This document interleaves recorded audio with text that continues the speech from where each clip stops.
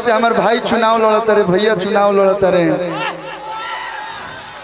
गर्दा मचा दी लोग, भारी से भारी मतों से आप लोग जिता दी लोग।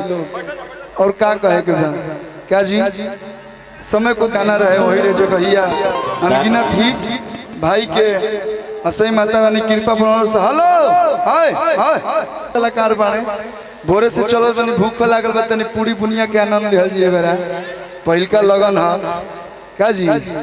हाँ देखी कार्यक्रम आदमी हर जगह करेला, लेकिन एजा घर लेखा फील होला।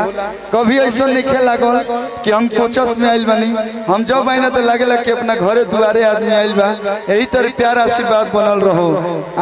माता रानी करस ये जो बगल देखते हुए एक गाना भैया लगा दीजिए का भाई। सब भाई हमारे डांस के लोग झूमी लोग तब कलुआ नाचे झूम बोलो हो भैया। कल भोरे गाना के नाम है पिस्टल, यूट्यूब पर सर्च करके सुन लेवे के बाद कैसा लागल आप लोग बता दे लोग कमेंट बॉक्स में। आओ भाई धन्यवाद। आई प्रमोद मास्टर साहब पहले संचालनों करत रहा, देखिए यहाँ पर बैठे हैं, उनके तरफ से सुनील एगो नया गाना लगा दो। सब भाई लोग हमारे नाच लो, डांस कर लो। एक बाद एगो गीत के बड़ी दिल से हमार राकेश भाई कले हैं कि वो गीत गा के जाएगा। एक बाद अभी बहुत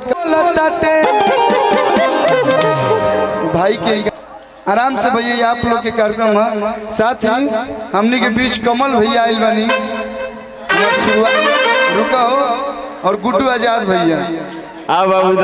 आज हम माइक में कुछ बोल पावता नहीं, तो गुड्डू भैया और कमल राज भैया के ही देना। हमार सबसे पहला एल्बम जो नाइल गवनवा कहिया ले जेबा, बक्सर से लेके बनारस शारदा स्टूडियो तक।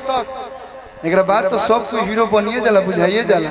शुरू के 1 2 3 4 ही सिखावे के पड़े, एक बाद 5 6 7 8 खुद पढ़ लें सब के। अगर तेज विद्यार्थी हो गए तब तो हमारा के 1 2 3 4 कहीं या क ख ग अंग कहीं, ये दोनों भैया लोग सिखौले वालों। एक बार जोरदार ताली बजा के आप लोग इन लोग को स्वागत कर दिलो। ये दोनों लोग ऐसा हलो कि हमारे बाबू जी के संगतिया लोग हमारो संगतिया हलो, तो ये क्वालिटी दोनों लोग के बा। चलिए बहुत बहुत धन्यवाद।